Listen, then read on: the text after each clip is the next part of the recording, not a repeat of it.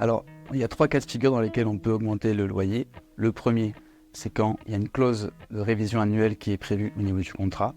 Le deuxième cas de figure, c'est quand lors du renouvellement, le loyer est manifestement sous-évalué. Et le troisième cas de figure, c'est quand des travaux d'amélioration ont été convenus entre le locataire et le bailleur. Et dans ce cas de figure, on peut, à travers un avenant, modifier le loyer.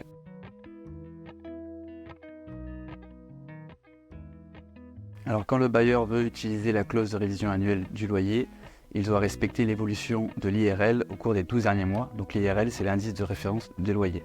En plus de cette limite liée à l'IRL, il y a un plafonnement municipal en fonction de certaines villes. Donc, il y a certaines villes qui mettent en place des plafonnements pour limiter l'évolution du loyer, notamment Paris, Montpellier, Lyon, Lille. Dans ce cas de figure, le bailleur ne peut pas augmenter le loyer au-delà de ce seuil municipal. Troisième limite, c'est pour les logements dont le profil énergétique relève de la classe F ou G pour des contrats conclus, tacitement reconduits ou renouvelés après le 24 août 2022. Dans ce cas de figure, il n'est pas possible de réviser le loyer.